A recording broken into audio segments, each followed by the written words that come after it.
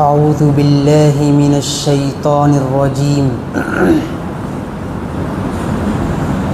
بسم اللہ الرحمن الرحیم الحمد للہ رب العالمین والصلاة والسلام على سید الانبیاء والمرسلین وعلى آلہ واصحابہ واولیائہ اجمعین اما بعد۔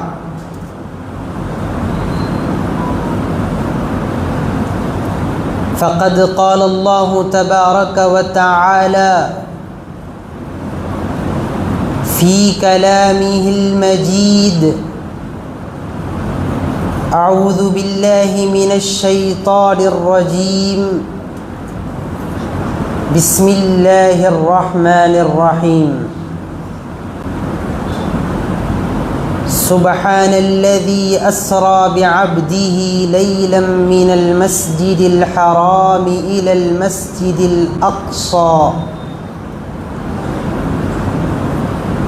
المسجد الأقصى الذي باركنا حوله لنريه من آياتنا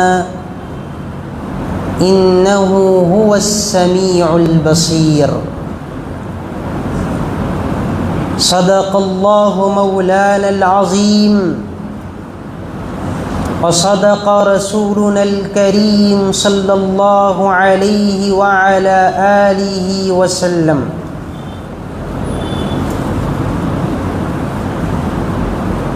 قابل قدر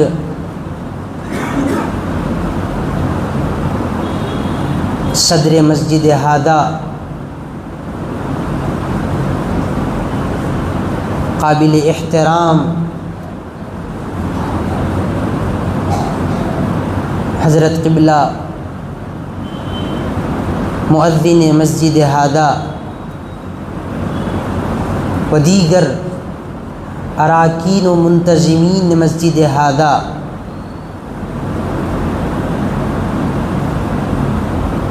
اور گراں قدر محترم المقام سامعین کرام، السلام علیکم ورحمۃ اللہ وبرکاتہ۔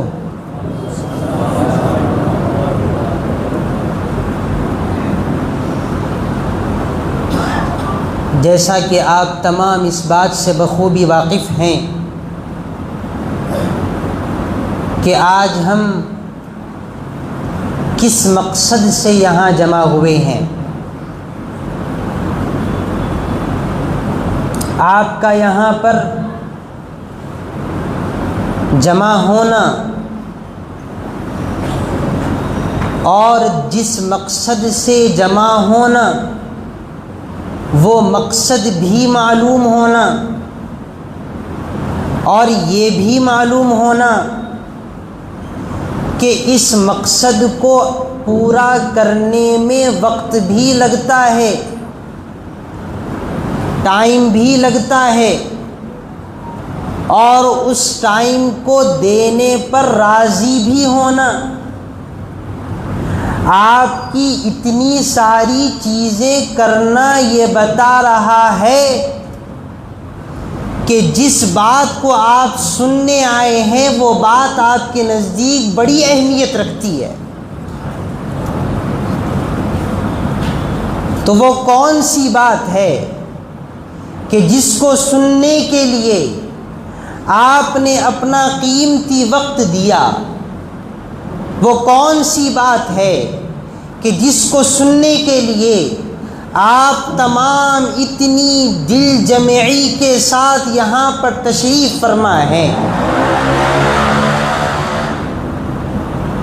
تو میں اگر آپ سے پوچھوں تو آپ کا روم روم جواب دے گا کہ ارے مول صاحب، یہ اس نبی کی بات ہے، یہ اس حبیب پاک کی بات ہے، یہ اس داور کی بات ہے، اس آقائے کونین کی بات ہے، اس سرور انبیاء کی بات ہے، اس سید الانبیاء کی بات ہے، اس حبیب رب العالمین کی بات ہے کہ جس کے لیے ہم مرتے ہیں، جس کے لیے ہم جیتے ہیں، جس کے لیے ہم اپنی اولاد کو مرواتے ہیں، کٹواتے ہیں، اور کٹوانے کے لیے کل بھی راضی تھے، آج بھی راضی ہیں، قیامت تک راضی رہیں گے، یہ اس حبیب پاک کی بات ہے۔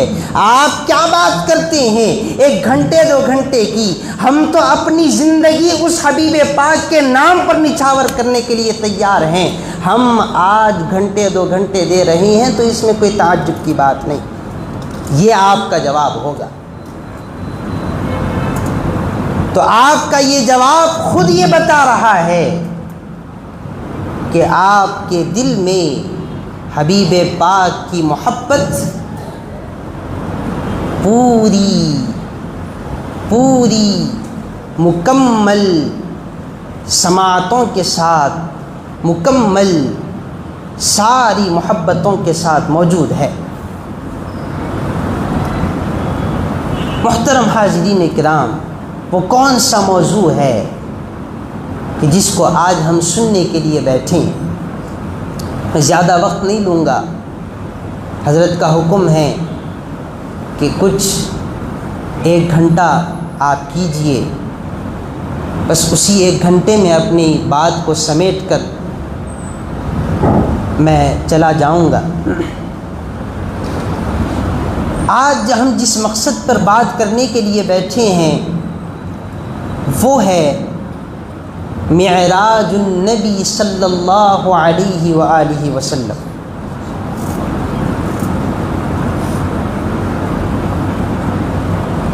اگر میں آپ سے کہوں کہ 1 گھنٹے میں کیا معراج کا پورا واقعہ سنایا جا سکتا ہے تو آپ خود کہیں گے کہ نہیں۔ اور اسی 1 گھنٹے کے اندر معراج کے تمام واقعات اور تمام مضامین کو بیان کرنا بالکل محال ہے، مشکل ہے۔ کیوں؟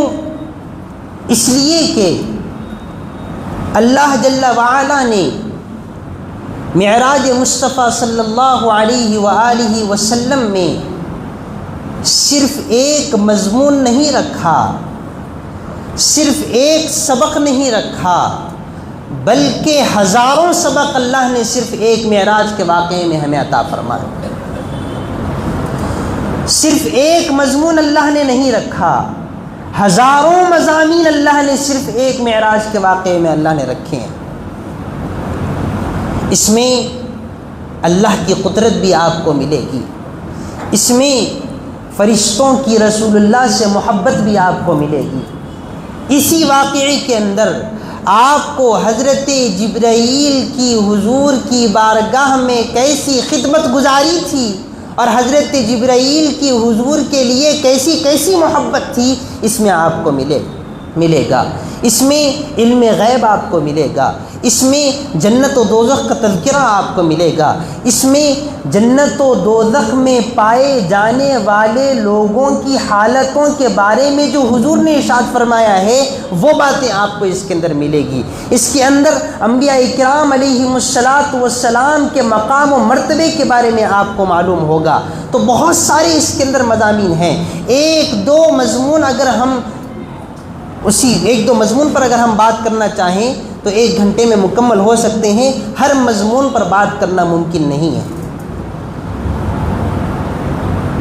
تو بس میں ایک مختصر سا واقعہ آپ کے سامنے رکھ کر روانہ ہوتا ہوں۔ اس سے پہلے کہ ہم اصل موضوع میں داخل ہوں، میں آپ کے سامنے ایک بات رکھنا چاہتا ہوں، وہ یہ ہے کہ اللہ تبارک و تعالی کا جو نظام ہے، جو طریقہ ہے، وہ 2 طرح کا ہے۔ ایک ہے اللہ کی عادت اور ایک ہے اللہ کی قدرت۔ ایک ہوتی ہے اللہ کی عادت اور ایک ہوتی ہے اللہ کی قدرت۔ آپ اور ہم دنیا میں کیسے آئے ہیں؟ بغیر ماں باپ کے نہ آپ ہو سکتے ہیں نہ میں ہو سکتا ہوں۔ تو انسان کا بغیر ماں باپ کے دنیا میں آنا ممکن نہیں ہے۔ تو انسان کا ماں باپ کے موجودگی میں دنیا میں آنا یہ اللہ کی عادت ہے، لیکن بغیر ماں باپ کے اللہ نے حضرت آدم کو وجود میں لایا، یہ اللہ کی قدرت ہے۔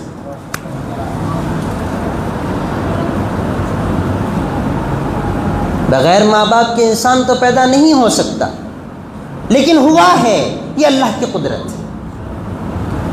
ساری دنیا کے بارے میں آپ نے سنا کہ ساری دنیا اللہ تبارک و تعالی نے 7 دن میں پیدا فرمائی۔ تو ساری دنیا کو 7 دن میں پیدا کرنا یہ اللہ کی عادت ہے، اور ساری دنیا کو ایک لمحے کے اندر پیدا کر دینا یہ اس کی قدرت ہے۔ وہ پیدا کر سکتا تھا لیکن پیدا نہیں کیا، یہ اس کی قدرت ہے۔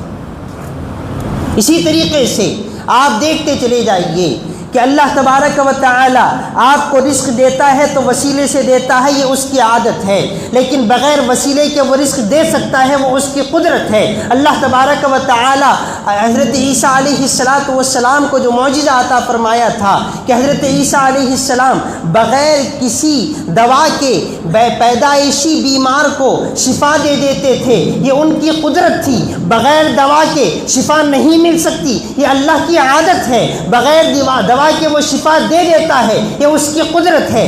بغیر دوا کے شفا دے دیتا ہے، یہ اس کی قدرت ہے۔ دوا کے ساتھ شفا ملتی ہے، یہ اس کی عادت ہے۔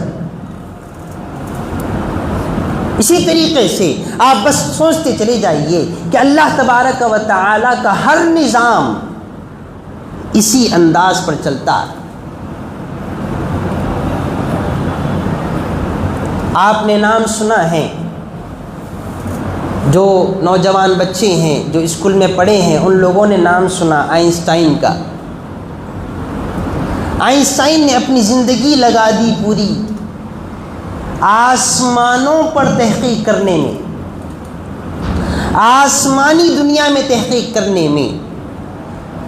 اس کی ایک تھیوری ہے، تھیوری کا معنی ہے خیال، تھیوری کا معنی ہے تحقیق کرنے کے بعد جو بات سامنے آتی ہے انہیں اپنی تحقیق کے پس منظر پر ایک بات آپ کے سامنے کرتا ہے، یہ اس کا خیال ہوتا ہے، اس میں یقینی بات نہیں ہوتی، لیکن چونکہ اس نے ایک زندگی لگائی ہے لوگ اس پر یقین کرتے ہیں۔ سائنس کی ریسرچز پر آپ یقین کرتے ہیں، کیوں؟ اس لیے کہ انہوں نے ایک زندگی لگائی، ایک وقت لگایا، ایک ٹائم لگایا، اسی لیے آپ ان پر یقین کرتے ہیں، جبکہ اس پر وہ لوگ یقین کے ساتھ دعویٰ نہیں کرتے۔ تو آئنسٹائن ایک بہت بڑا سائنسدان ہے، اس نے ایک تحقیق کی، اس تحقیق کا نام ہے تھیوری آف ریلیٹیوٹی۔ وہ کہتا ہے کہ دنیا کی سب سے زیادہ تیز ترین چیز اگر کوئی ہے تو وہ ہے لائٹ، وہ ہے نور۔ سب سے زیادہ تیز ترین آج کے اس وقت میں، اس سے زیادہ تیز ترین کوئی چیز اب تک بنی نہیں۔ آپ ادھر کھٹکا کھولتے ہیں فوراً لائٹ چالو ہو جاتی ہے، 1 ملی سیکنڈ کے اندر لائٹ چالو ہو جاتی ہے، یہ اس کی رفتار ہے۔ لیکن وہ کہتا ہے کہ اگر کوئی انسان آسمان میں جانا چاہتا ہے، آسمان کو پار کرنا چاہتا ہے، تو اس کو 1 لائٹ کی اسپیڈ کی ضرورت نہیں ہوتی بلکہ کئی لائٹس کی اسپیڈ کی ضرورت پڑتی ہے۔ وہ کہتا ہے 1,67,000 کلومیٹر کی رفتار سے 1 سیکنڈ میں جو چیز، جو مشین جا سکتی ہے، جو انسان جا سکتا ہے، وہی انسان اس آسمان کو پار کر سکتا ہے۔ اب آپ بتائیے کہ کون سی ایسی چیز ہے جو 1,67,000 کی رفتار سے 1 سیکنڈ کے اندر مسافت کو طے کر لے. کوئی ایسی چیز پائی جاتی ہے؟ نہیں پائی جاتی. لیکن وہ کہتا ہے کہ اگر کوئی انسان 1,67,000 کلومیٹر پر سیکنڈ کی رفتار سے آسمانی دنیا پر چلا بھی جائے، فرض کر لو چلے بھی گیا، تو بچ کر واپس نہیں آ سکتا. کیوں؟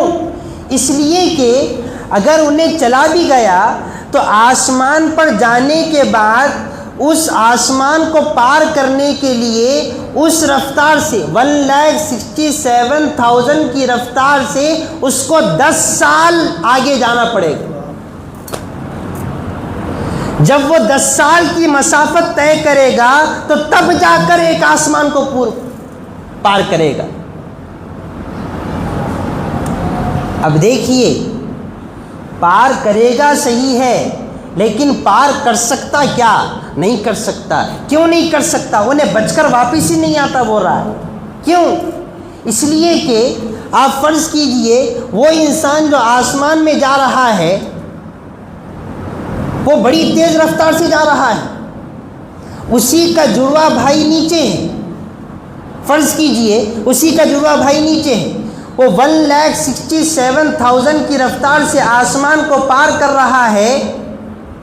10 سال اس نے گزار دیے آسمان میں سفر کرتے کرتے کرتے کرتے، تو وہاں پر 10 سال گزر گئے. مثال کے طور پر اگر وہ 20 سال کا ہے، 10 سال گزر گئے تو کتنے سال کا ہوا؟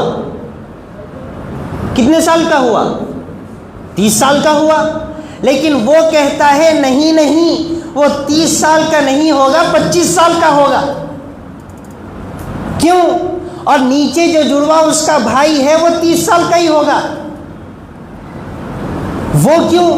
وہ اس لیے کیونکہ جب آسمان میں اتنی تیز رفتار سے چلا جاتا ہے، اتنی تیز رفتار سے سفر کیا جاتا ہے، تو انسان کی گروتھ رک جاتی ہے. جب انسان کی گروتھ رک جاتی ہے تو اس کی گروتھ کم ہونا شروع ہو جاتی ہے. یعنی اب وہ آگے بڑھنے کی بجائے پیچھے چلا جاتا ہے. تو اب آپ اندازہ کیجئے، ایک آسمان کو اس نے مثال کے طور پر پار کر بھی لیا، تو دوسرے آسمان کا سفر اگر وہ شروع کرے گا، فرض کیجئے اگر وہ شروع کر بھی لیا تو وہ باقی رہے گا، کم ہوتے ہوتے ہوتے ہوتے وہ تباہ ہو جائے گا، برباد ہو جائے گا، پھر واپس وہ زمین کی طرف نہیں آ سکتا. بات سمجھ میں آ گئی آپ کے؟ تو اب اسی تھیوری کو ذہن میں رکھیے کہ ایک انسان کا 1,67,000 کلومیٹر پر سیکنڈ کی رفتار سے آسمان پر پہنچنے سے انسان پہلے تو پہنچ نہیں پاتا ہے، اگر پہنچ بھی جائے تو واپس نہیں آ سکتا ہے. تو ایسا ہونا، اس میں انسان کا تباہ ہو جانا، ختم ہو جانا، وہاں تک پہنچنا، یہ سب کچھ اللہ کی عادت ہے، اور وہاں پر پہنچ کر واپس لانا یہ اللہ کی قدرت ہے.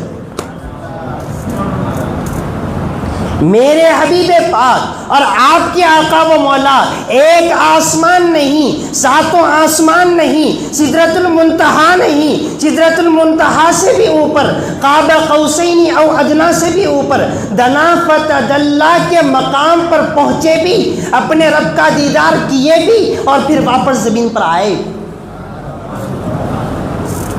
تو بتانا مقصود یہ تھا کہ معراج مصطفیٰ صلی اللہ علیہ وسلم اللہ کی عادت نہیں تھی، بلکہ یہ قدرت تھی. یہ بات آپ کے سمجھ میں ڈالنا تھا. اب یہ بات ہو گئی.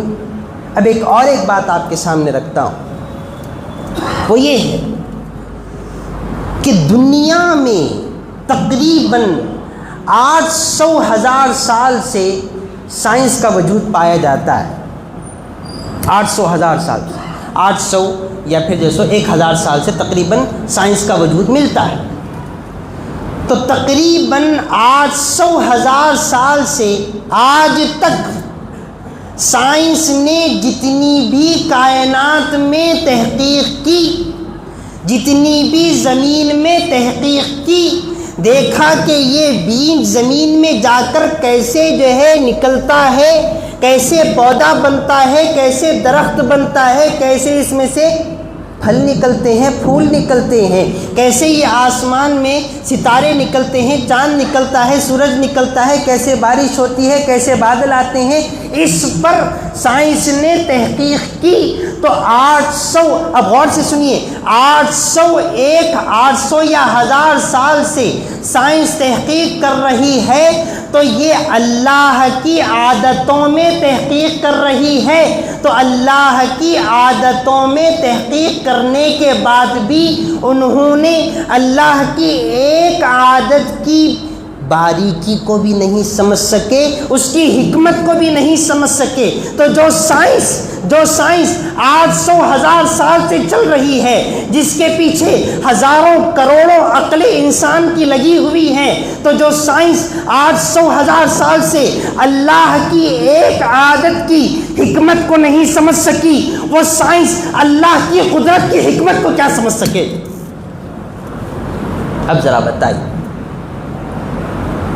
تو معراج مصطفیٰ صلی اللہ علیہ وسلم کو عقل سے سمجھنا ناممکن ہے۔ کیوں؟ اس لیے کہ یہ قدرت ہے، عادت نہیں۔ اور عادت کو سمجھنے میں تو تم نے 800,000 سال لگا دیے، تب بھی تم نے عادت کی حقیقت کو نہیں پہچانا۔ آج تک بھی نہیں معلوم کہ انسان پیدا کیسے ہوتا ہے۔ ہر چیز انہوں نے کر لی، لیکن ان کو نہیں معلوم کہ انسان پیدا کیسے ہوتا ہے۔ پروسیس تو سب جانتے ہیں، لیکن آخر یہ پانی، گندا پانی ماں کے پیٹ میں گیا تو گیا کیسے، پھر وہاں پہنچا تو پھر یہ گوشت بنا کیسے، پھر خون اس میں آیا کیسے، پھر رگیں بنی کیسے، اس کی تصویر بنی کیسے، آج تک سائنس اس میں پریشان ہے، حیران ہے۔ اس لیے علامہ اقبال نے کہا تھا، کافر کی یہ پہچان کہ آفاق میں گم ہے، آفاق میں گم ہے، مومن کی یہ پہچان کہ گم اس میں ہے آفاق۔ تو بتانا مقصود یہ تھا کہ معراج مصطفیٰ صلی اللہ علیہ وسلم یہ عادت الہی نہیں ہے، بلکہ یہ قدرت الہی ہے، اور اس قدرت الہی کو اگر کوئی اپنی عقل سے سمجھنے کی کوشش کرے گا تو عقلیں نہیں، کروڑوں نہیں، اربوں نہیں، کئیوں عقلیں لگا بھی دے تو اس کی حکمت کو نہیں سمجھ سکے گا۔ کیونکہ جب تم عادت کی حقیقت کو نہیں سمجھ سکے تو قدرت کی حقیقت کو کیا سمجھ سکو گے؟ تو جب یہ دو باتیں آپ کو سمجھ میں آ گئی، اب ہم معراج مصطفیٰ کی طرف چلتے ہیں۔ اب آپ کا ایمان مضبوط ہو گیا۔ کیوں؟ اس لیے کہ آج کا ہمارا دور ریزننگ کا دور ہے۔ ریزننگ سمجھتے ہیں آپ؟ ریزننگ کا معنی ہے کہ جو جنزی ہے، جو 2000 کے بعد پیدا ہونے والی نسلیں ہیں، آج کے دور کے بچے ہر معاملے میں سوال کرتے ہیں کہ یہ کیوں؟ آپ نے دیکھا ہوگا، سنا ہوگا کہ آج کے دور میں الحاد بہت بڑھ رہا ہے۔ پوچھا جا رہا ہے کہ اللہ کہاں ہے، کدھر ہے، کیا کرتا ہے، کیسے رہتا ہے، نعوذ باللہ من ذالک۔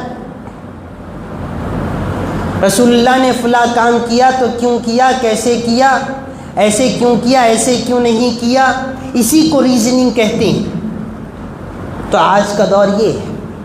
تو میں نے آپ کو معراج مصطفیٰ صلی اللہ علیہ وسلم کے بارے میں ایک ایسا بنیادی فنڈامنٹل میں نے آپ کو بتا دیا کہ اگر اس بات کو مان گئے تو اس بات کو مان لیں گے کہ معراج مصطفیٰ ہوئی ہے، اور وہاں پر آپ کو سر جھکانا ہی ہے۔ تحقیق کرنی ہے تو کر کے بتائیے۔ حضور پاک علیہ الصلوۃ والسلام بھی انسان ہی تھے، تم بھی تو انسان ہو، جا کر بتاؤ۔ لیکن وہ انسان نہیں تھے جو تم ہو۔ وہ بشر کامل تھے، وہ انسان کامل تھے۔ تو الغرض اب ہم قصے کی طرف آتے ہیں۔ میں مختصر سی باتیں آپ کے سامنے رکھتا ہوں۔ سفر معراج مصطفیٰ صلی اللہ علیہ وسلم کے 3 مراحل ہیں۔ اللہ تبارک و تعالی نے قرآن مجید میں ارشاد فرمایا، سبحان الذی اسری بعبدہ لیلا من المسجد الحرام الی المسجد الاقصی الذی بارکنا حولہ۔ یہاں تک پہلا مرحلہ ہے۔ لِنُورِيَهُ مِنْ آیَاتِنَا، یہ دوسرا مرحلہ ہے۔ إِنَّهُ هُوَ السَّمِيعُ الْبَصِيرُ، یہ تیسرا مرحلہ ہے۔ یہ 3 مرحلے ہیں معراج۔ تو پہلا مرحلہ کیا ہے؟ اللہ تبارک و تعالی فرماتا ہے، سبحان الذی اسری بعبدہ لیلا من المسجد الحرام الی المسجد الاقصی الذی بارکنا حولہ۔ سبحان الذی، پاک ہے وہ ذات، پاک ہے وہ ذات جس نے اپنے بندے کو رات کے کچھ حصے میں مسجد حرام سے مسجد اقصی تک لے گیا۔ وہ مسجد اقصی جس کے اطراف ہم نے برکتوں کا نزول فرمایا تھا۔ یہ پہلا مرحلہ۔ اب دیکھیے اللہ کیا فرما رہا ہے۔ پہلے فرما رہا ہے سبحان الذی اسری بعبدہ، پاک ہے وہ ذات جو اپنے بندے کو لے گئی۔ جانے والے مصطفیٰ ہیں، سفر مصطفیٰ کا ہے، لیکن تذکرہ پہلے اللہ کا ہو رہا ہے، تذکرہ پہلے رب کا ہے، حبیب کا تذکرہ نہیں ہے، مصطفیٰ صلی اللہ علیہ وسلم کا تذکرہ نہیں ہے۔ تو کیوں نہیں ہے؟ پہلے اللہ نے اپنا ذکر کیا، بعد میں اپنے حبیب کا ذکر کیا، تو کیوں؟ تو علماء کرام لکھتے ہیں وہ اس لیے کہ بعد کے آنے والے اگر حضور پاک علیہ السلام کا تذکرہ پہلے ہو جاتا تو حضور پاک علیہ السلام پر اعتراضات کرتے، بولتے کہ یہ تو انسان تھے نا، یہ تو انسان کے لباس میں تھے نا، تو کیسے چلے گئے؟ انسان کا آج آپ نے ابھی تھوڑی دیر پہلے آئنسٹائن کی تھیوری آف ریلیٹیوٹی کو سنا، وہ کہتا کہ یہ انسان تو آسمان کو پار نہیں کر سکتا، لیکن یہ کیسے گئے؟ ذرا بتاؤ، یہ تم جو بول رہے ہو یہ جھوٹ بول رہے ہو۔ یہ انسان تھے، تب انسان کے پردے میں تھے، تب انسان کے لباس میں تھے، تو آسمان کو پار نہیں کر سکتے۔ تو یہ اس طرح کے بحث و مباحثے ہوتے، اس طرح کی اعتراضات ہوتے، اس طرح کے مناظرے ہوتے۔ اللہ تبارک و تعالی نے اپنے حبیب پر آنے والے ان اعتراضات کو ختم کر دیا، اپنا نام پہلے لے کر، اپنا تذکرہ پہلے لے کر، وہ ایسے کہ اے قیامت تک آنے والے انسانوں سن لو، اے قیامت تک آنے والے مسلمانوں سن لو کہ تمہارے اور میرے حبیب کو میں نے معراج کی رات میں آسمانوں کا سفر کرایا ہے۔ یہ مت دیکھو کہ کون سفر کر رہا ہے، یہ دیکھو کہ کون سفر کروا رہا ہے۔ سفر کروانے والے کی ذات ایسی ہے کہ اس کی ایک عادت ہے اور اس کی ایک قدرت ہے، اور یہاں پر وہ عادت سے کام نہیں لے رہا بلکہ قدرت سے کام لے رہا۔ یہ نہ دیکھو کہ کون جا رہا ہے، یہ دیکھو کہ کون لے جا رہا ہے۔ سبحان الذی اسری بعبدہ لیلا من المسجد الحرام، سبحان الذی، پاک ہے وہ ذات جو لے گئی راتوں رات، پاک ہے وہ ذات۔ اب پاک کس سے ہے؟ تمہاری طرح تم کو کچھ دیر تھکاوٹ ہوتی ہے تو نیند آ جاتی ہے، اس کو نہیں آتی۔ تم کو بیٹھنے کے لیے جگہ کی ضرورت پڑتی ہے، زمین کی ضرورت پڑتی ہے، اس کو نہیں پڑتی۔ اس کو تم کو سانس لینے کے لیے ناک کی ضرورت پڑتی ہے، اس کو نہیں پڑتی. تم کو سننے کے لیے کان کی ضرورت پڑتی ہے، اس کو نہیں پڑتی. تم کو دیکھنے کے لیے آنکھ کی ضرورت پڑتی ہے، اس کو نہیں پڑتی. تم کو چلنے کے لیے پیر کی ضرورت پڑتی ہے، اس کو نہیں پڑتی. تم کو دیکھنے کے لیے آنکھوں کی ضرورت پڑتی ہے، تم کو سوچنے کے لیے عقل کی ضرورت پڑتی ہے. لہذا تم سرتاپا مجبور ہو. وہ سرتاپا قادر مطلق ہے، وہ جو چاہتا ہے جیسا چاہتا ہے جتنا چاہتا ہے جسے چاہتا ہے دیتا چلا جاتا. تو وہ پاک ہے اور کائنات اس کی ہے.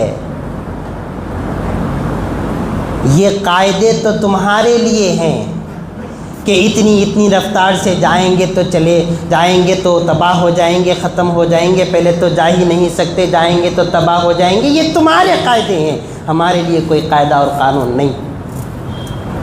تو پاک ہے وہ ذات، وہ لے جا سکتی، جہاں چاہے لے جا سکتی ہے، جیسا چاہے لے جا سکتی.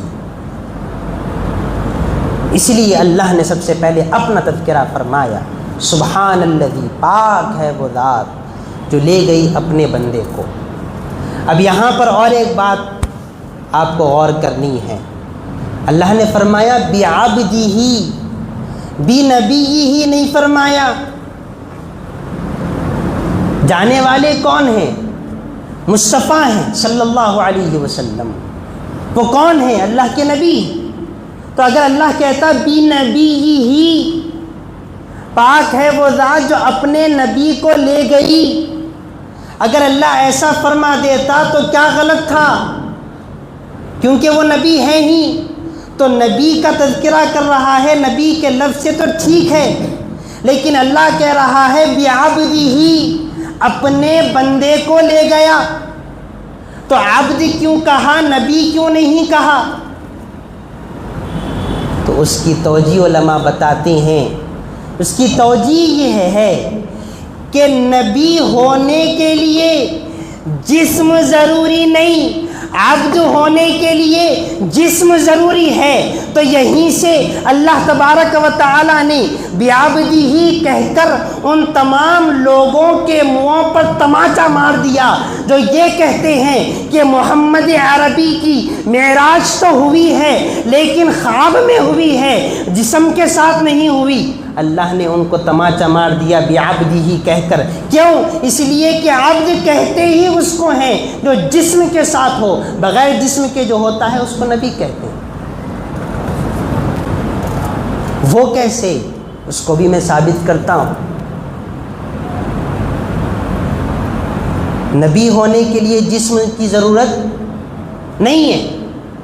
حضور پاک علیہ الصلاۃ والسلام نے ارشاد فرمایا، کنت نبیا، میں اس وقت بھی نبی تھا، وآدم بین الماء والتین، او کما قال علیہ الصلاۃ والسلام.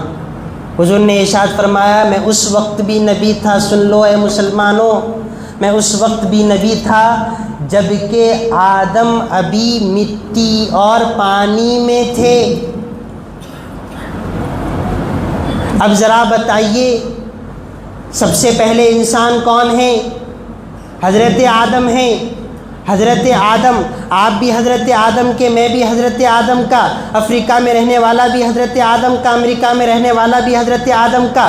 دنیا میں جہاں کہیں بھی انسان پائے جاتے ہیں وہ سب کے سب حضرت آدم کی اولاد ہیں. تو جب سب حضرت آدم کی اولاد ہیں، حضور ارشاد فرماتے ہیں کہ انسان پیدا ہوا ہی نہیں ہے، ابھی انسان پانی اور مٹی کے درمیان ہے. حضور ارشاد فرماتے ہیں میں تھا،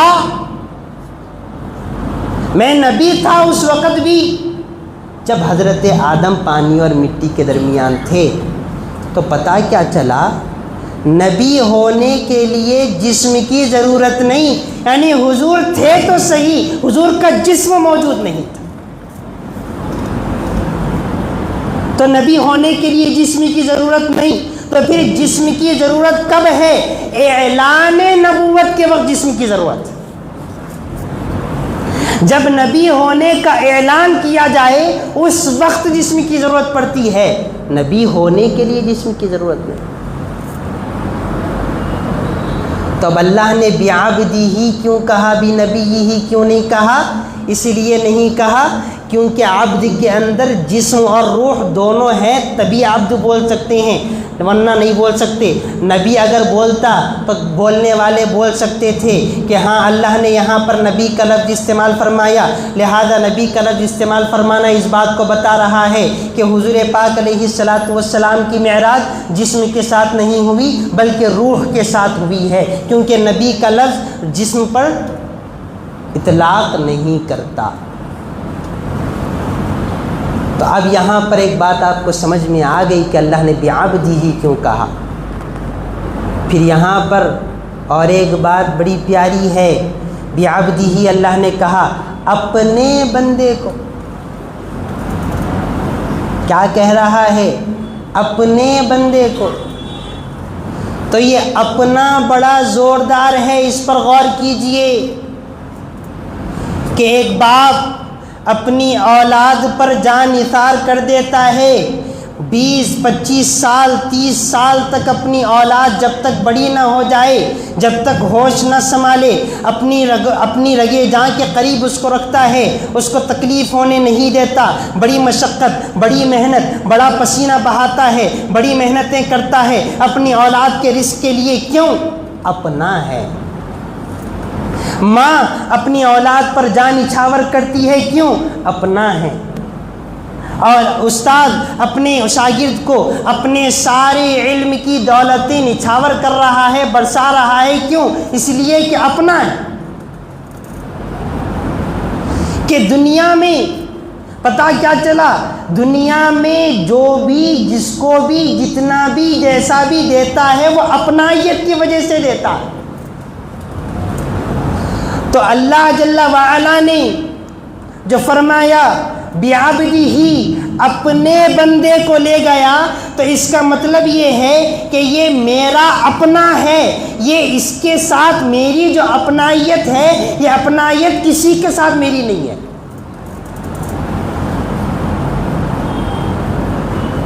پھر اس کے بعد میں اللہ نے ارشاد فرمایا بعبدہ لیلا من المسجد الحرام الى المسجد الاقصی، لیلاً کتنی دیر میں؟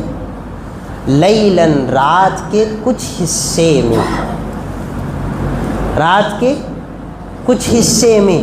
آپ سمجھ رہے ہوں گے اتنا بڑا سفر ہے، رات کا کچھ حصہ مطلب کم از کم اللہ کا سفر ہے، اللہ کے حبیب کا سفر ہے، بہت بڑا لمبا سفر ہے، لہذا کم از کم 4 گھنٹے 5 گھنٹے 10 گھنٹے 12 گھنٹے کا تو ہونا چاہیے۔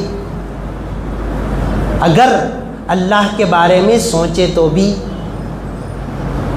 اس کی طاقت و قوت کے بارے میں سوچے تب بھی کم از کم اتنا تو سفر ہونا چاہیے تھا۔ لیکن سفر کتنا ہوا؟ رات کا کچھ حصہ کتنا تھا؟ تو علماء کرام لکھتے ہیں اتنا تھا کہ حضور پاک علیہ الصلاۃ والسلام اپنے بستر مبارک سے اٹھے اور معراج کے سفر پر گئے، اور سدرۃ المنتہا سے آگے اور اوپر گئے، قاب قوسین کے مقام پر گئے، دنا فتدلی کے مقام پر گئے، اللہ کا دیدار کیے، اپنی جاگتی آنکھوں سے، اپنی سر کی آنکھوں سے اللہ کا دیدار کیے، واپس آئے، جنت و دوزخ کا مشاہدہ کیا، اسی میں سب انبیاء سے ملاقات کی، یہ سارا مرحلہ ہوا، اور معراج سے واپس آئے۔ جب حضور اپنے گھر میں تشریف لائے تو بستر جیسے کا ویسے ہی گرم تھا۔ اتنی دیر میں سفر ہو گیا۔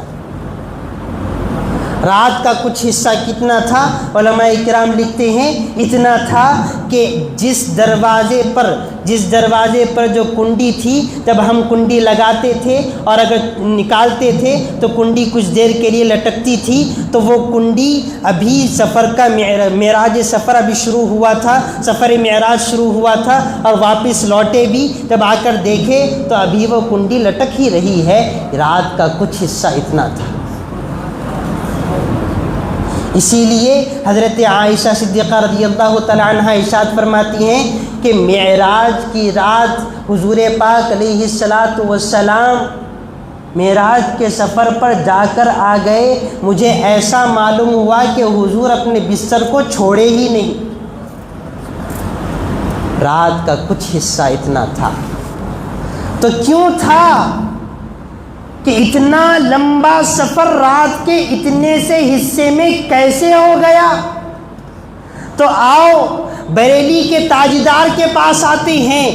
امام احمد رضا خان بریلوی رحمۃ اللہ تعالی علیہ کے پاس آتے ہیں.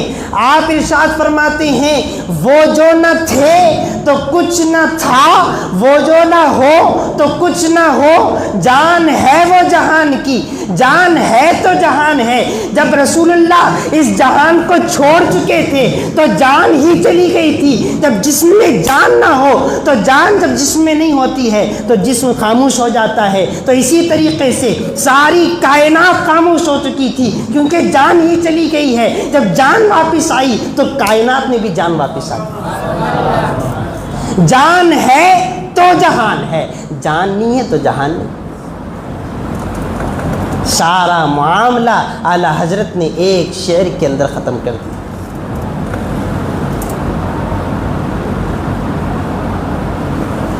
اللہ کی قدرت سمجھ رہے آپ کیسی ہے؟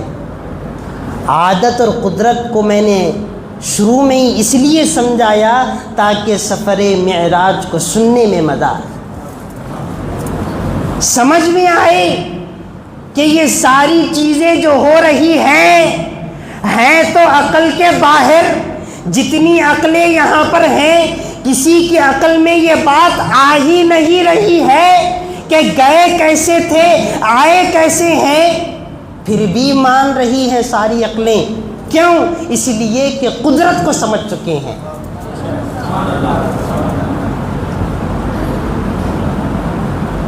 لیلاً من المسجد الحرام الى المسجد الاقصی.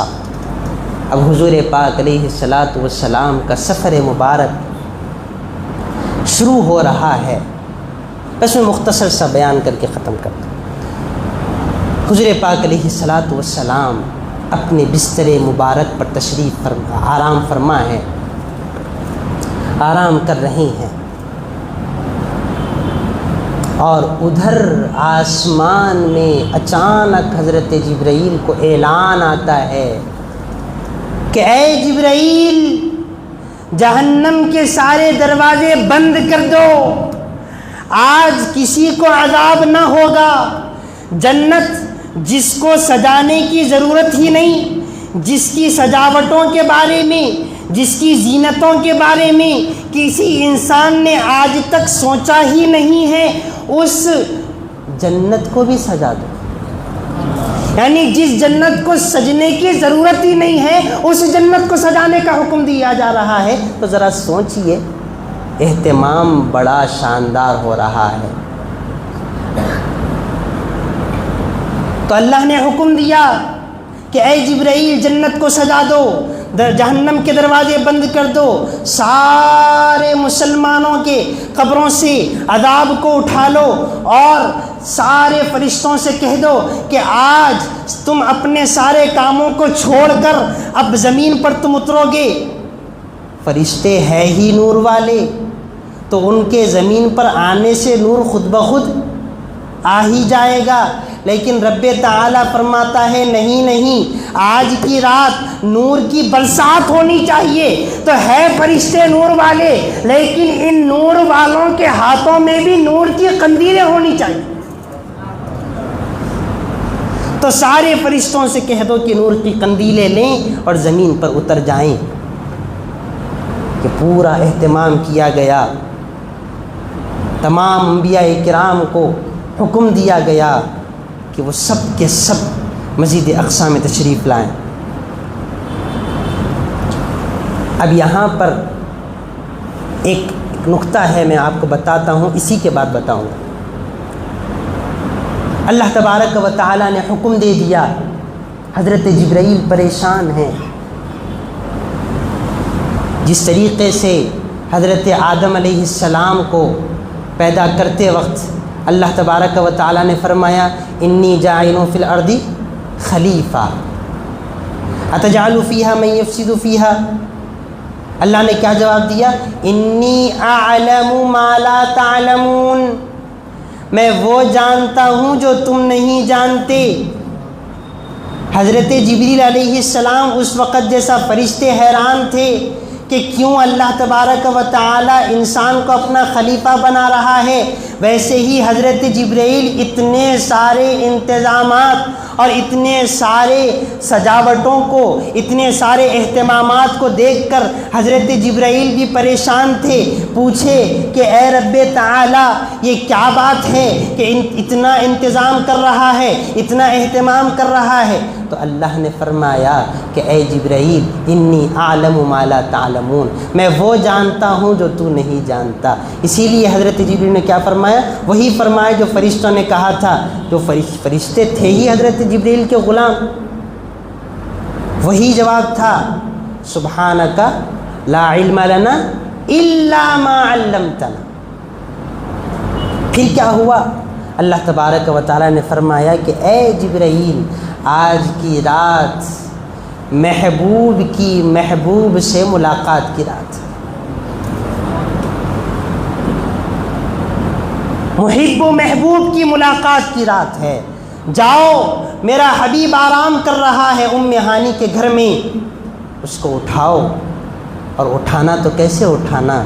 ذرا سنیے، اللہ کہہ رہا ہے کیسے اٹھانا، ایک اٹھانے کا نرالا انداز خود اللہ سکھا رہا ہے کہ آج جب تو جائے گا تو روز کی طرح نہیں جائے گا، دستک نہیں دے گا، آواز نہیں لگائے گا۔ حضرت جبرائیل پریشان ہے، اے رب ذوالجلال پھر جاؤں تو جاؤں کیسے؟ جانے کا تو یہی راستہ ہے، یا تو آواز دی جاتی ہے یا تو دستک دی جاتی ہے۔ لیکن اللہ نے ارشاد فرمایا نہیں جبرائیل، آج کا طریقہ کچھ اور ہوگا۔ تو حضرت جبرائیل سے اللہ نے کہا کہ جب جاؤ تو میرے حبیب کے گھر کے اوپر ایک چھوٹا سا سوراخ کر دینا، اور اس سوراخ کے ذریعے سے میرے حبیب کے گھر میں داخل ہونا۔ اب یہاں پر غور طلب ہے بات کہ یہ وہ جبرائیل ہیں کہ جن کا پر حضور پاک علیہ الصلاۃ والسلام ارشاد فرماتے ہیں کہ اگر جبرائیل اپنا ایک پر کھول دے تو مشرق و مغرب یعنی ساری دنیا پھیل جائے صرف ایک پر میں، تو دوسرا پر تو ابھی آپ نے کھولا ہی نہیں، اور جب آپ اپنی اصلی حالت میں آ جائیں تو آپ کا سر آسمانوں میں چلا جائے۔ یہ وہ جبرائیل ہیں۔ اب ذرا دیکھیے، یہ جبرائیل حضور کے گھر میں داخل ہو رہے ہیں تو کیسے داخل ہو رہے ہیں؟ ایک چھوٹے سے سوراخ میں داخل ہو رہے ہیں۔ اتنا بڑا جبرائیل اتنے چھوٹے سے سوراخ میں کیسے داخل ہوگا؟ ذرا بتائیے، یہاں پر عقل حیران ہے۔ لیکن جبرائیل گئے، قدرت الہی، جبرائیل گئے، اب اپنے آپ کو سمیٹ کر اس چھوٹے سے سوراخ سے حضور کے پاس چلے تو گئے۔ اب اٹھانے کا مرحلہ بڑا خطرناک ہے، ایک تو اٹھاؤں کیسے؟ جب رب ذوالجلال نے آواز دینے سے منع کیا ہے تو اب یہاں پر آواز ہی دینا پڑے گا اٹھانے کے لیے، کہ آواز بھی نہ دوں تو اٹھاؤں کیسے؟ تو ایک خیال اللہ نے حضرت جبرائیل کے سینے میں ڈالا۔ وہ کیا تھا؟ اللہ تعالیٰ نے حضرت جبرائیل کے سینے میں ڈالا کہ اے جبرائیل اپنے ہونٹوں کو حضور کے قدموں پر رکھ کر چومتے رہو جب تک کہ میرا حبیب نہ جاگ جائے۔ اب حضرت جبرائیل کہتے ہیں کہ جب میرے رب ذوالجلال نے یہ کہا کہ میں اس کے حبیب کے قدموں پر اپنی ہونٹوں کو رکھ دوں، تو اس وقت مجھے پتہ چلا کہ یہ رب ذوالجلال نے میرے اس ہونٹوں کو کافور سے کیوں پیدا کیا تھا؟ اسی لیے پیدا کیا تھا کہ آج سفر معراج کے موقع پر میں ان کافور کے ہونٹوں کو اس کے حبیب کے قدموں پر رکھ سکوں۔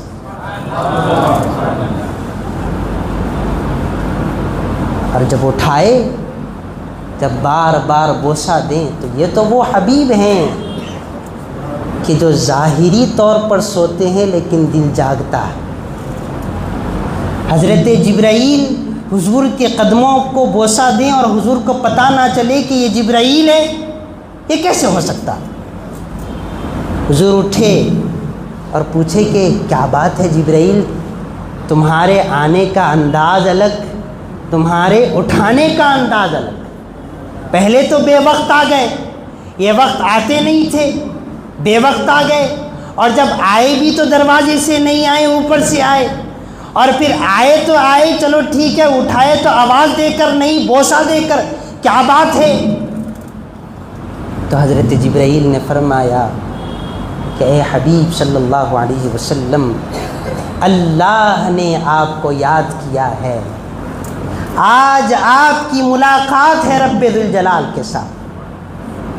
حضور پاک علیہ الصلاۃ والسلام بہت خوش ہوئے، اور حضور پاک علیہ الصلاۃ والسلام جب اٹھے تو حضور پاک علیہ الصلاۃ والسلام کے سینے مبارک کو حضرت جبریل نے چاک کیا، اور حضور ارشاد فرماتے ہیں کہ میرے سینے میں سے دل کو نکالے جبرائیل، اور نکال کر اس کو جنتی پانی سے، بعض روایتوں میں آتا ہے آب زمزم سے دھویا گیا کئی مرتبہ، اور پھر اس میں حکمت کا بہت بڑا اماؤنٹ بول سکتے آپ، بہت زیادہ حکمت اللہ تبارک و تعالیٰ نے میرے دل کے اندر دلوانے لگائی۔ پھر اس کے بعد حضور پاک علیہ السلام ارشاد فرماتے ہیں کہ میرے سینے میں دل کو واپس رکھا گیا، اور پھر سینے کو سی دیا گیا۔ پھر اس کے بعد حضور پاک علیہ الصلاۃ والسلام کو جنتی لباس پہنایا گیا، اور پھر جب حضور پاک علیہ السلام باہر تشریف لائے تو کیا دیکھتے ہیں کہ فرشتے ہر طرف سے کھڑے ہوئے ہیں، ایک بڑا جم غفیر ہے، جہاں تک دیکھتے ہیں بس فرشتے ہی فرشتے ہیں، اور ان کے ہاتھوں میں قندیلیں ہیں، اور حضور کا استقبال کرنے کے لیے کھڑے ہوئے۔ حضور پاک علیہ الصلاۃ والسلام تشریف لاتے ہیں اور براق پر سوار ہوتے ہیں، اور پھر اب یہاں پر اور بھی مزید واقعات ہیں براق کے متعلق بھی۔ براق کا عالم تو وہ تھا کہ میں نے آپ کو ابھی بتایا کہ لائٹ کی جو رفتار ہے وہ براق کی رفتار کے سامنے بالکل 0.0% بھی نہیں ہے۔ ملٹیپل لائٹس کی پاور رکھتا تھا براق، جہاں پر نظر جاتی تھی وہاں پر براق کا ایک قدم جاتا تھا۔ اب ذرا غور کیجئے کہ اتنی پاور والا براق ہو اور اس براق پر حبیب پاک بیٹھے ہوں تو اس براق کی رفتار کا عالم کیا ہوگا؟ آپ کو یاد ہوگا وہ واقعہ حضرت حلیمہ سعدیہ کی اونٹنی کا۔ حضرت حلیمہ سعدیہ کی اونٹنی انتہائی ناتواں ہو چکی تھی، جب آئے تھے تو حضور کو لینے کا بہت بڑا شرف ان کو ملا۔ حضور کو لیے، جب حضور کو گود میں لے کر حضرت حلیمہ سعدیہ اس ناتواں اور کمزور سی اونٹنی پر جب تشریف فرما ہوئی تو وہ ناتواں اونٹنی جو چل نہیں پا رہی تھی، وہ بالکل کمزور ہو چکی تھی۔ جیسے ہی حضور کو لے کر حضرت حلیمہ تشریف فرما ہوئی، ایسے چلنے لگی جیسے ایک تیز رفتار اونٹنی چلتی ہے۔ تو جب اونٹنی پر حضور بیٹھ جائیں تو اس کی رفتار بدل جائے، تو براق پر بیٹھ جائیں تو براق کی رفتار کا عالم کیا ہوگا؟ اب حضور پاک علیہ الصلاۃ والسلام مسجد حرام سے مسجد اقصیٰ تشریف لے گئے۔ راستے میں حضور کی ملاقات حضرت موسیٰ علیہ السلام سے ہوئی، اور پھر ایک جماعت سے ہوئی جس میں انبیاء اکرام علیہ الصلاۃ والسلام تھے۔ ایک بڑھیا سے بھی حضور کی ملاقات ہوئی۔ وہ بڑھیا کون تھی؟ دنیا تھی، اور بہت سے مزید واقعات ہیں۔ اس کے بعد میں حضور پاک علیہ الصلاۃ والسلام مسجد اقصیٰ پہنچے۔ وہاں دیکھتے ہیں کہ پہلے سے انبیاء موجود ہیں کھڑے ہوئے حضور کے استقبال۔ جب معراج حضور کی ہے تو پہلے حضور ہونا چاہیے تھا، اخیر میں حضور آئے، ایسے کیوں ہوا؟ تو وہی جواب ہے کہ اللہ تبارک و تعالیٰ کی عادت ہے کہ وہ اپنے حبیب کو جس طریقے سے دنیا میں سارے انبیاء کے بعد لایا، ابھی بھی سارے انبیاء کے بعد لایا حبیب پاک۔ کیوں؟ اس لیے کہ اگر حبیب پہلے آتے تو استقبال کون کرتا؟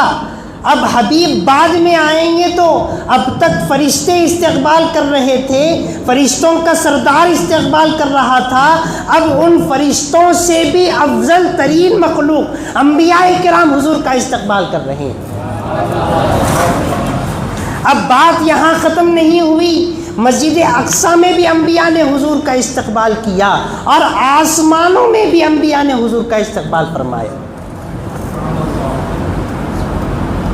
تو اب ذرا اندازہ کیجئے، جس نبی کی معراج کے موقع پر اللہ فرشتے تو فرشتے، فرشتوں کے سردار، فرشتوں کے سردار تو سردار، بلکہ ان فرشتوں سے افضل ترین مخلوق انبیاء علیہم السلام کو اپنے ایک نبی کے استقبال میں لگا رہا ہے، تو اندازہ کرو حضور کے مقام کا کیا اندازہ ہو سکتا۔ تو اب یہاں تک بات ہوئی۔ اب یہاں ایک چھوٹا سا لطیفہ میں آپ کو بتانے والا تھا۔ لطیفہ مطلب نکتے کو بولتے ہیں، ایک باریک بات کو بولتے ہیں، بعد میں یہ مشہور ہو گیا جوک میں۔ لطیفے کا معنی نکتہ، باریک بات۔ اب بتانا مقصود یہ ہے، وہ نکتہ یہ تھا کہ حضور پاک علیہ السلام مسجد حرام میں تشریف فرما ہے اور مسجد اقصی میں انبیاء پہلے سے موجود ہیں۔ کیا پہلے ٹیلی فون تھا کیا جی؟ پہلے کوئی خطوط کا مرحلہ ہوا کیا؟ نہیں ہوا۔ تو نہ خط بھیجا گیا، نہ ٹیلی فون موجود تھا، پھر بھی انبیاء کرام کو یہ معلوم کیسے ہوا کہ حبیب پاک مسجد اقصی آ رہے ہیں؟ اور معلوم بھی کب ہوا؟ جب کہ وہ انتقال فرما چکے ہیں۔ تو ذرا فرماؤ ان لوگوں کو جو علم غیب کا انکار کرتے ہیں کہ یہ انبیاء کرام کا حال یہ ہے کہ یہ اپنی قبروں میں آرام فرما رہے تھے، حضور کی معراج کا علم بھی ہوا، کب آنا ہے یہ بھی علم ہوا، کہاں آنا ہے یہ بھی علم ہوا، اور کس طریقے سے رہنا ہے یہ بھی علم ہوا۔ تو یہ علم غیب نہیں ہے تو اور کیا ہے؟ تو جب انبیاء کو علم غیب ہے تو انبیاء کے سردار کو علم غیب نہ ہو، یہ کیسے ہو سکتا ہے؟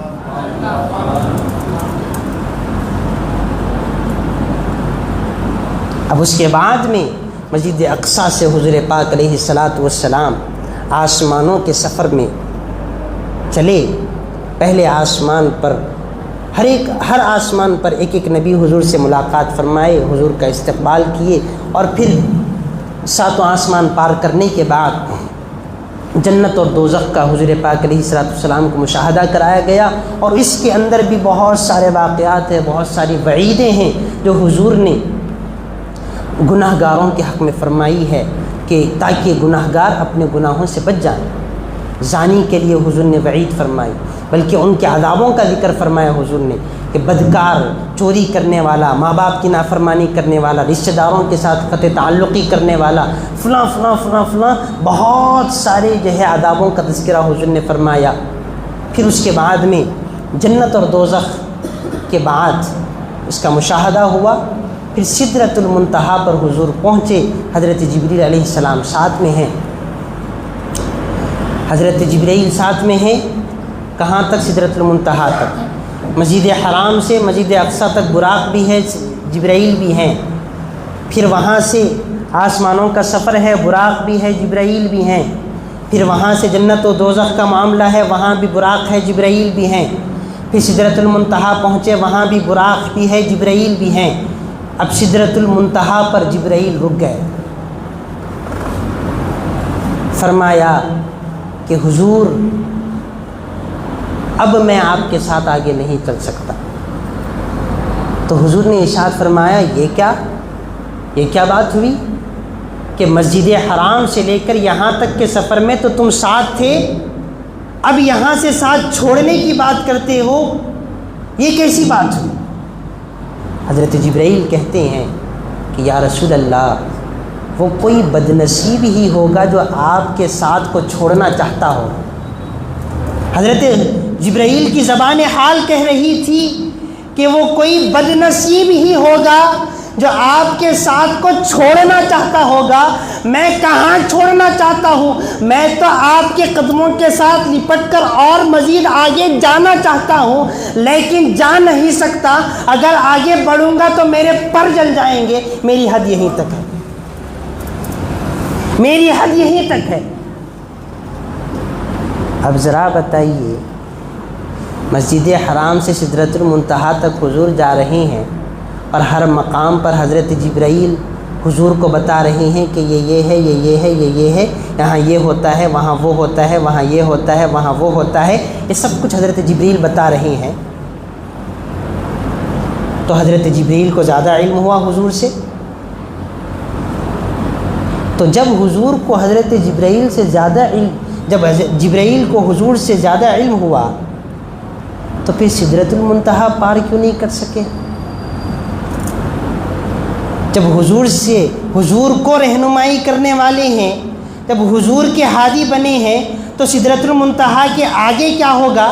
جب مقامات بڑھ رہے ہیں تو پیچیدگیاں بھی بڑھ رہی ہیں، مقامات بڑھ رہے ہیں تو عظمتیں بھی بڑھ رہی ہیں، تو سفر اور زیادہ مشکل ہو رہا ہے۔ تو سدرۃ المنتہا تک تو سفر مشکل تھا ہی تھا، اب اس کے بعد اور زیادہ مشکل سفر ہے۔ تو جب یہاں تک جبرائیل تھے تو آگے بھی ہونا چاہیے تھا۔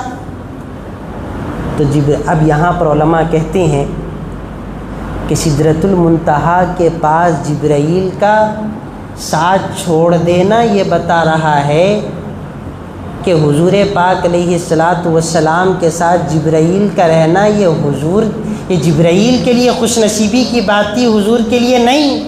حضور کو جنت بھی معلوم تھی، دوزخ بھی معلوم تھی، ہر بات کا علم حضور کو پہلے سے تھا، اللہ نے ہر بات کا علم حضور کو عطا کر دیا تھا۔ ویسے ہی حضرت جبرائیل حضور کے ساتھ تھے جیسے کسی مہمان کے ساتھ کوئی میزبان ہوتا ہے، یہ بتانے کے لیے کہ مہمان کی قدر و منزلت ہمارے دل میں بہت زیادہ ہے، ہدایت دینے کے لیے نہیں تھے۔ پھر سدرۃ المنتہا کے بعد حضور تنے تنہا بڑے آگے، اور وہاں پر سواری براق بھی چھوٹ گئی، حضرت جبرائیل بھی چھوٹ گئے۔ اب یہاں پر رف رف نامی ایک تخت آتا ہے اور حضور پاک علیہ السلام اس پر تشریف فرما ہوتے ہیں۔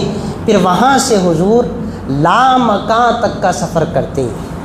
لا کا معنی ہے نہیں، مکان کا معنی ہے جگہ۔ لا مکہ بولے تو جگہ نہیں، یعنی ایسا مقام جہاں پر کوئی مقام ہی نہیں ہے۔ کیوں؟ اس لیے کہ رب ذوالجلال کسی مقام کا محتاج ہی نہیں ہے، اسی لیے اس کو لامکان کہا جاتا ہے۔ اب وہاں پر حضور پہنچے، وہاں پر حضور نے اللہ کا دیدار فرمایا اور حضور سے باتیں کی، اللہ نے حضور سے باتیں کی، حضور نے اللہ سے باتیں کی۔ وہ کیا باتیں کی یہ نہ آپ کو پوچھنے کا حق ہے، نہ مجھے بولنے کا حق ہے، نہ مجھے معلوم ہے، کسی کو نہیں معلوم کیا باتیں ہوئی، وہ راز و نیاز کی باتیں تھیں۔ اب حضور پاک علیہ الصلاۃ والسلام جب واپس لوٹے، میں بس اپنی بات کو ختم کر رہا ہوں، جب حضور واپس لوٹے تو اللہ تبارک و تعالیٰ نے، جیسا کہ آپ تمام بخوبی جانتے ہیں کہ اللہ نے حضور کو کیا تحفہ دیا؟ نماز کا تحفہ دیا۔ بس میں اب یہاں پر آپ کو ایک لطیفہ سنا کے بات ختم کرتا ہوں۔ لطیفہ کا معنی سمجھ رہے آپ؟ نکتہ۔ لطیفہ مطلب جوک نہیں، وہ یہ ہے، وہ سارا واقعہ آپ جانتے ہیں کہ 50 نمازیں لائے تھے حضور حضرت موسیٰ علیہ السلام جو ہے کم کرائے، پھر 5 نمازیں ہوئی۔ آپ جانتے ہیں کہ نماز میں آپ اگر عمل کثیر کرتے ہیں تو آپ کی نماز کیا ہو جاتی ہے؟ ٹوٹ جاتی۔ یعنی آپ زیادہ اپنے کپڑے سے کھیلے، اپنے چہرے سے کھیلے، آپ کی نماز کیا ہو جاتی ہے؟ ٹوٹ جاتی ہے۔ علماء لکھے کہ جیسے ایک گنڈی کھولنے یا ایک گنڈی لگانے میں جتنا وقت لگتا ہے وہ عمل کثیر ہے، وہ زیادہ کام ہے۔ اگر نماز میں آپ اتنا بھی کرتے ہیں تو آپ کی نماز کیا ہو جاتی ہے؟ چلی جاتی ہے۔ کیوں؟ اس بارے میں آپ نے غور کیا تو ایک عاشق نے غور کیا تو وہ اپنے عشق کے انداز میں یہ بات کہی کہ یہ کیوں ہے؟ نماز عمل کثیر کرنے سے نماز کیوں ٹوٹ رہی ہے؟ نماز فاسد کیوں ہو رہی ہے؟ تو بتایا وہ اس لیے کہ نماز شروع ہونے سے لے کر ختم ہونے تک ادائے مصطفیٰ کا نام ہے۔ مصطفیٰ کی اداؤں کو نقل کرنے کا نام ہے۔ مصطفیٰ نے وہ نہیں کھیلا تھا، وہ گنڈی سے نہیں کھیلا تھا۔ یہ عمل کثیر تیرا ہے، تیری نماز کو میں نے قبول کیا اس لیے کہ یہ نقل مصطفیٰ ہے۔ تیری نماز میں لے کر کیا کروں؟ یہ کس سے ثابت ہوا؟ یہ عمل کثیر سے ثابت ہوا۔ عمل کثیر کس کا عمل ہے؟ یہ میرا عمل ہے۔ اللہ اس کو قبول نہیں کر رہا، اللہ اس سے ہماری نماز کو فاسد کر رہا ہے۔ کیوں؟ اس لیے کہ یہ میرا عمل ہے۔ تو پتہ کیا چلا؟ نقل مصطفیٰ ہے، نماز تیری نقل مصطفیٰ ہے، اسی لیے تجھے 50 نمازوں کا ثواب ہے۔ اگر یہ نقل مصطفیٰ نہ ہوتی تو تجھے کچھ ثواب نہ ملتا۔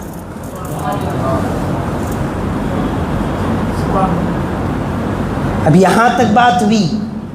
اب یہاں پر حضور پاک علیہ الصلاۃ والسلام اللہ رب العزت کا دیدار کر کے واپس لوٹے۔ پھر واپس لوٹنے کے بعد کیا ہوا آپ جانتے ہیں۔ وہ ایک فطری بات تھی کہ عام بھئی یہاں پر ہماری گلی میں اگر کوئی جو ہے ایک غیر معمولی کام کر رہا، نہیں ناچنے والا ناچ رہا، نہیں بھاگنے والا بھاگ رہا، نہیں بولنے والا بول رہا، تو لوگ دیکھنا شروع کر دیتے؟ نہیں، لوگ اس کی طرف توجہ کرنا شروع کر دیتے۔ کیوں؟ کیونکہ یہ غیر معمولی چیز ہے، معمولاً ایسا نہیں ہوتا، یہ روٹین کا حصہ نہیں ہے اس کا، انہیں بولتا ہی نہیں۔ اب بولنا شروع کر دیا، غیر معمولی چیز یہ، اس لیے لوگ رک کے اس سے بات کرنا، اس سے پوچھنا شروع، ارے یہ کیسا ہو گیا؟ تو سفر معراج ہو گیا، اس سے بڑی اور کیا غیر معمولی چیز ہو سکتی؟ تو جب ہو گیا سفر تو ساروں کا تعجب میں آنا یہ فطری بات تھی۔ تعجب میں آئے، تعجب میں پڑے، حیران ہوئے، سوالات کیے، لیکن ایک عاشق رسول تھا جس نے تصدیق کی۔ حضور پاک علیہ الصلاۃ والسلام نے اس عاشق رسول کو صدیق کے نام سے پکارا۔ پھر یہ ہوا۔ اب میں اخیر میں بس ایک بات کہہ کے اپنی بات کو ختم کرتا ہوں۔ پھر ایک لطیفہ، وہ یہ ہے کہ مسجد حرام سے حضور مسجد اقصیٰ تک براق سے گئے، حضرت جبرائیل بھی ساتھ ہیں۔ پھر مسجد اقصیٰ سے 7 آسمان سدرۃ المنتہا تک براق ہے، حضرت جبرائیل ہے۔ پھر وہاں سے رفرف پر گئے، پھر وہاں سے اللہ کے پاس گئے، تو یہاں پر براق بھی ہے، جبرائیل بھی ہے، پھر رفرف ہے۔ براق ہے، جبرائیل ہے، رفرف ہے، تو کون کبھی جو ہے براق لے جا رہا ہے، جبرائیل لے جا رہا ہے، جبرائیل لے جا رہے ہیں، اور پھر رفرف لے جا رہا ہے۔ کسی عاشق رسول نے کہا کہ نہیں نہیں، حضور معراج میں براق کے ذریعے سے نہیں گئے، جبریل کے ذریعے سے نہیں گئے، براق کے ذریعے سے نہیں گئے، رفرف کے ذریعے سے نہیں گئے، بلکہ حضور گئے تو کیسا گئے؟ بلغ العلا بکمالہ، حضور اپنے کمال سے اوپر بلندیوں پر پہنچے۔ وکشف کشفت دجا بجمالہ، اور حضور نے یہ سارے اندھیروں کو ختم کیا تو یہ روشنی نورانیت سے ختم نہیں کیا، یہ فرشتوں کے نور سے ختم نہیں ہوا، یہ اندھیرے فرشتوں کے نور سے ختم نہیں ہوئے، جبرائیل کے آنے سے ختم نہیں ہوئے، براق کے آنے سے ختم نہیں ہوئے، یہ سجاوٹوں سے ختم نہیں ہوئے، بلکہ یہ اندھیرے اگر ختم ہوئے تو حضور کے جمال سے ختم ہوئے۔ کشفت دجا بجمالہ حسنت جمیع خصالہ، جتنی حضور کی عادتیں ہیں وہ بہت خوب ہیں، بہت عمدہ ہوئی ہیں۔ صلو علیہ وآلہ، اللہم صلی علی سیدنا محمد وعلی آل سیدنا محمد وبارک وسلم، وآخر دعوانا الحمد للہ رب العالمین۔